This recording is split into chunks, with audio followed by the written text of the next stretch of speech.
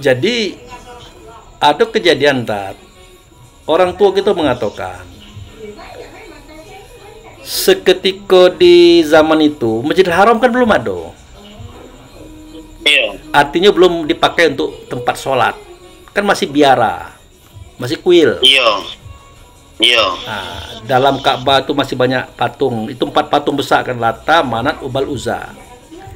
Di sekeliling patung, di sekeliling Ka'bah itu ada 360 patung. Dan belum dijadikan masjid dan belum dijadikan tempat sujud. Tapi waktu itu Muhammad ini sudah ngomong Masjidil Haram. Ya kan? Iya. Dan itu Muhammad ini sudah berbicara tentang Masjidil Aqsa. Itu yang disebut dengan Subhanallazi asra bi abdi laila minal masjidil haram ila masjidil aqsa. Sudah dibicarakannya. Kita akhir zaman ini pernah tidak bertanya Masjidil Haram itu yang mana? Masjidil Aqsa itu yang mana? Padahal pada waktu itu belum ada barangnya gitu nah. Maka dibukalah oleh orang tua kita kuncinya. Apa kuncinya? Masjidil Haram itu artinya tempat sujud yang mulia. Iya. Yang mulia itu bukan tempat sujud, tapi orang di tempat itu yang mulia. Dia menunjukkan dirinya. Iya, iya. Si Muhammad tadi. Iya, iya. Kan gitu. Iya. Jadi Masjidil Haram itu adalah Rasul itu. Ada ianya pada dada Nabi gitu nah. Iya. Ya kan? Nah, kiblat juga begitu. Qad naro taqalluba wajhaka fis samai falanu wal yanaka kiblatan tardoha. Kan gitu. Aku lihat kamu kalau berdoa menghadap ke langit kata beliau kan. Nah, langit itu kias kan? Tinggi, besar, tidak berbentuk, tidak berupa. Dalam bahasa lain, aku lihat kamu itu kalau meminta kepada Allah gitu nah. Tidak begitu. Kamu hadapkanlah wajahmu kepada kiblat atau hadapan yang kamu senang dengan dia. Kamu cinta kepada dia. Dia mengatakan dirinya itu tar. Nah itu. Jadi Masjidil Haram itu dirinya, kiblat itulah dirinya juga, Baitullah juga dirinya juga tar. Iya. Iya, satu benda banyak namun. Iya. Makanya dikatakan innallaha wa malaikatahu yusholluna 'alan nabi. Sesungguhnya Allah dan para malaikat sudah berhubungan kepada dia yang di atas nabi, itu Rasul. Jadi Allah sudah ada di Rasul, malaikat sudah ada di Rasul. Akhirnya apa yang terjadi? Ya ayyuhallazina amanu shollu alaihi wasallimu taslima kan? Hubungkan pula dirimu ya. Dan taslima dan Islam. Apa artinya itu? Allah sudah di Rasul, malaikat sudah di Rasul. Oleh karena itu, wahai mukmin, nah kesini juga kamu. Maka Baitullah itu adalah Rasul itu tat. Pada Rasul itu ada Allah, pada Rasul itu ada malaikat. Maka dikendaki kamu wahai mukmin juga kesini. Nah, tapi dengan taslimah, dengan Islam. Apa itu Islam? Titah daripada Allah, sifat daripada Muhammad, wajib pada kita sifat. Artinya dengan sifat baru bisa masuk ke Baitullah itu. Iya, iya, kuncinya itu. Itu. Kalau tidak bersifat, tidak bisa masuk ke situ. Walaupun Allah dan Rasul memanggil, tidak bisa. Tak. Itu yang dimaksud oleh orang tua kita, pelajarannya gitu. Nah. Iku tidak kita saling benci, membenci, iri, dengki, hasut, fitnah, salah menyalahkan. Posisi ini adalah posisi di saat kita belum bersifat. Kita belum bersifat dengan Muhammad, kita belum Islam. Kehendak Allah dan Rasul itu, sesungguhnya Allah dan malaikat sudah ada di sini. Ya kan? Iya. Sudah berhubungan dengan Rasul ini, dengan Muhammad ini. Maka wahai mukmin, wahai roh, berhubungan juga ke sini, hadir juga di sini, tapi dengan Islam. Kalau dengan Islam tidak bisa kamu hadir, tidak bisa masuk Baitullah kamu, gitu nah. Tapi Pak Abu Fikri itu dalam Al-Quran tuh kita diajak ke Masjidil Haram tuh, ya boleh-boleh saja. Kalau Allah Rasul mengatakan memang seperti itu, tapi kan itu untuk bernuansa, untuk kita berpikir. Masuk kita diajak ke gedung, diajak ke makam Ibrahim, gedung juga, diajak ke Ka'bah, kotak segi 4 dibuat orang. Nah, itu. Untuk sementara boleh-boleh saja, tapi untuk tingkat berikutnya tidak boleh seperti itu. Kita harus hadir di Baitullah. Mana itu Baitullah? Nah, kalau orang tua kita dulu memberikan isyarat begini, tak? Seketika Allah dan Muhammad itu berhadap-hadapan. Ini cerita nih, kias. Kata Muhammad, Allah itu dia. Kata Allah, bukan. Kau itu sifat, kau itu Muhammad, bukan Allah. Muhammad ini ngotot. Kalau itu caranya, silakan kau bersembunyi sejauh-jauh tempat. Nanti aku cari, pasti dapat. Maka bersembunyilah Muhammad ini ke tempat sejauh-jauhnya itu. Ditangkap oleh Allah, dapat dia. Akhirnya, kini giliran aku bersembunyi, kata Allah. Nah, Allah itu bersembunyi di dalam Muhammad. Kemana lagi Muhammad nyarinya? Berputar-putar, tidak dapat-dapat, beribu-ribu tahun. Akhirnya Allah menyatakan dirinya pada Muhammad. Aku ada dalam diri kau. Itu. Suara kau itu, kata kau itu adalah suaraku, kataku. Kau menyampaikan itu kepada kaum. Itulah kisah Baitullah itu, tak. Itu untuk mempermudah paham. Pernah dengar cerita itu? Aduh. Pernah. Nah, itu kan kias tuh, cerita. Tapi ayatnya ada. Ya, ayo apa? Innallaha wa malaikatahu yusholluna ala nabi. Sesungguhnya Allah dan para malaikat sudah berhubungan ianya pada dia di atas nabi, itu Rasul.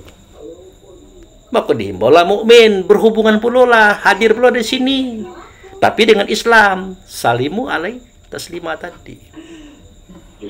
Apa itu Islam? Islam itu ditarik pada Allah, sifat penolong wajib pada kita. Nah, itu tuh kuncinya. Makanya Pak Abu katakan, wahai para pendakwa, jelaskanlah Muhammad itu siapa, apa gitu. Nah, Baitullah itu mana, siapa gitu. Nah, jangan sampai nanti anak-anak ini nanti tua meninggal, sementara dia dengan Muhammad tidak tahu. Nah, sementara dia dengan Baitullah tidak tahu. Lah, kalau ayahanda bapak pembina tunggal dan bapak pembina itu adalah orang yang ditunjuk mengajari kita.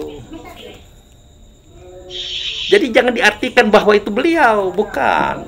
Beliau tuh membawa ajaran tentang itu. Tapi apa yang terjadi? Dalam sholat apa yang terjadi? Kita tidak hadir kepada Rasul dengan Allah, kita hadir kepada yang ngajar kita. Iya. Ini persoalan sebenarnya tuh. Padahal beliau mengatakan sholat itu adalah yang gaib dengan yang gaib-gaib. Siapa yang gaib pada diri kita? Ruh kan, tak? Iya. Siapa ruh itu? Rasa kan, tak? Iya. Nah, rasa inilah yang gaib dengan yang gaib. Gaib itu kan dua kali. Gaib. Satu Allah, yang satu lagi Rasul. Carilah Rasul dengan rasa diri kita. Karena pada Rasul itu ada Allah. Nah, masuklah kita ke dalam Baitullah serta Allah. Juga di situ ada malaikat, juga di situ ada Ali Muhammad tadi, leluhur. Iya. Nah, makanya kesempurnaan takbiratul ihram, satu mi'raj. Mi'raj itu naik derajat dari insan naik ke ruh. Artinya kita sudah tidak berada pada posisi pengaruh tubuh. Barulah kita masuk pada rasa. Rasa itu berhubungan dengan Rasul dengan Allah tadi. Kalau sudah berhubungan rasa kita dengan rasa Rasul dengan Allah tadi, maka itu namanya ikram. Nah, kalau sudah ikram, berarti kita sudah menyerahkan diri kepada yang punya diri, namanya tawakal. Nah, kalau sudah seperti itu, perlu suara, perlu kata, perlu kalimat, tidak. Yang ada cuma munajat, berbisik-bisik. Itulah ceritanya kaji-kaji para Allah dan para aulia anbiya yang diajarkan kepada anak-anak biar mereka itu mengamalkan. Nah, di Hindu itu ada kajian itu, ada penyatuan rasa diri dengan Tuhan. Bahkan moksa itu kematian yang disebut dengan moksa itu artinya menyatunya diri kita dengan Tuhan.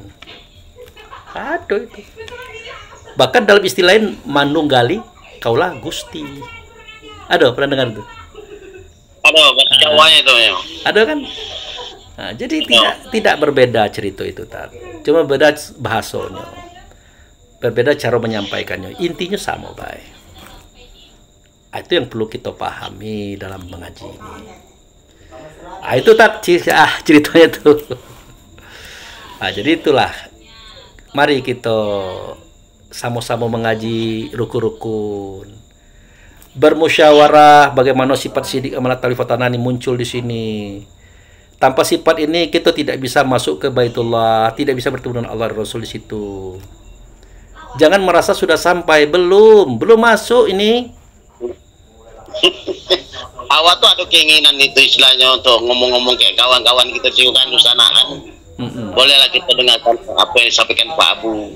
Tapi kadang-kadang nak ngomong itu agak sedikit berat. Karena mereka sudah berpikir apa ya istilahnya itu. Padahal yang Pak Abu sampaikan Niko, awak tuh mereka kan mandang wah si udah Armen gini.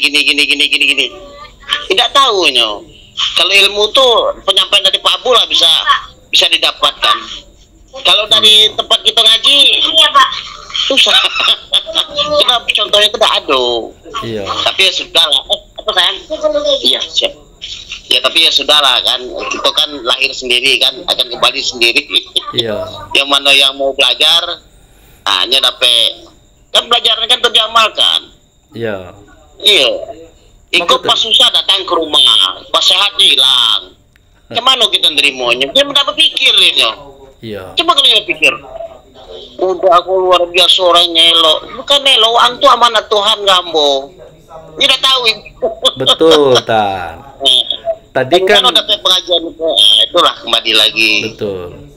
Tadi kan Pak Abu kan ngomong dengan orang rumah, dengan istri. Aku ini adalah pelayan Allah buat kamu. Nah, kamu itu hidup. Kamu dijamin rezeki, makan, minum, tempat, fasilitas oleh Allah. Tapi pernah enggak kamu lihat Allah datang ke sini? Enggak ada kan? Enggak ada, tapi ada wakil Allah di sini. Siapa? Aku orangnya. Pada saat itu, aku siapa? Kamu mau lihat Allah, tidak akan mungkin. Kau lihat aku, karena aku adalah wakil daripada Allah itu sendiri. Itulah dia pengertian Tuhan itu tadi. Nah, itu. Jadi begitu dalam kajian-kajian ini. Nah, tapi untuk bisa seperti ini bukan main-main, Tat. Kita menjadi pelayan istri, pelayan anak itu Tat, kan berat.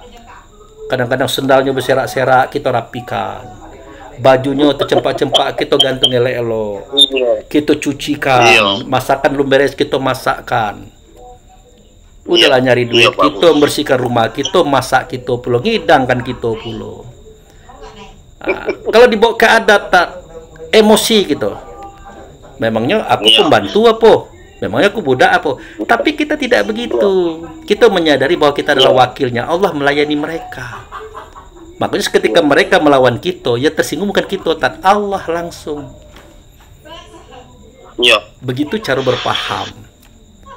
Makanya kalau kita menyakiti saudara kita, yang tersinggung bukan saudara kita, walaupun dia tersinggung, yang tersinggung itu yang punya orang itu, Allah itu. Nah, maka janganlah nyanyi-nyanyi rindu Rasul, rindu Allah, tidak usah lah, karena prakteknya belum terbukti. Kalau rindu Rasul, maka bangkitkanlah Rasul itu pada dirimu dalam bentuk sifatnya gitu. Nah, hanya dengan sifatnya lah kita bisa masuk langit 1, 2, 3 sampai 7, sampai ke Sidratul Muntaha, kesedaran tertinggi. Disitulah kita bisa berdialog dengan Tuhan. Kan begitu. Assalatu at-tahiyatul mubarakatus sholawatu thayyibatulillah, kan sudah digambar oleh Muhammad. Itu pernyataan Muhammad kepada Allah itu. At-tahiyatul penghormatan. Apalagi itu? At-tahiyatul mubarakatus itu berkah. Sholawat artinya kesejahteraan bagi Allah. Kata Allah tidak. Dia menunjuk kepada Nabi. Maka kita berubah, assalamualaikum ayuhan Nabi. Siapa Nabi? Kenapa tidak Rasul? Nah, itu. Nabi kembali kepada guru kita yang mengajarkan kajian ini. Terakhir apa? Assalamualaikum. Ternyata selamat itu untuk kita yang hadir di situ, dan para ibadilah solihin, dan para hamba-hamba yang sholat Indonesia ini gitu. Nah, itu tujuannya. Aku tidak masuk saja, kita belum, kita lah Rasul masuk. Tidak apa-apa sih pakai sal, tidak apa-apa, kan enak dengar orang pakai sal, kan pakai topi adem kalem, tidak apa-apa. Tapi hati itu harus bersifat dengan sifat Muhammad biar bisa masuk. Karena innallaha wa malaikatahu yusholluna 'alan nabi. Allah dan malaikat sudah berhubungan kepada dia yang di atas nabi, itu Rasul. Oleh karena itu, wahai orang yang beriman, menghubungkan diri pula kamu kepada Rasul. Dengan apa? Dengan Islam, dengan sifat. Kalau tidak bersifat, tidak bisa. Makanya anak-anak yang mengaji ini tolong betul buang sifat benci, iri, dengki, buang. Kalau masih ada sifat itu, belum, kan terang itu. Iya. Innallaha wal malaikat itu kan terang kalimat itu, tak terangnya tak. Iya. Apa bunyinya tak? Coba mereka kan hampir apal orang-orang itu. Innallaha wa malaikatahu yusholluna 'alan nabi, kan? Ya ayyuhallazina amanu shollu alaihi wa taslima. Kan jelas. Allah, malaikat sudah bersama dia yang di atas nabi, artinya Rasul. Rasul itulah Baitullah, rumah Allah itu. Oleh karena itu, wahai mukmin, datanglah kamu ke sini, tapi dengan catatan kamu harus Islam, bersifat dengan sifat Muhammad. Kalau masih iri dengki juga tidak bisa. Tapi ini yang subur, tat. Dipelihara malah babu. Dan merasa sudah sampai, padahal belum sama sekali. Itulah kalau nanti mati mereka menyesal. Tidak bisa dipertanggungjawabkan oleh orang tua kita sebagai pembawa risalah, oleh Nabi Muhammad sebagai induk risalah, tidak bisa. Meresai, sama kita ke orang umum. Gitu.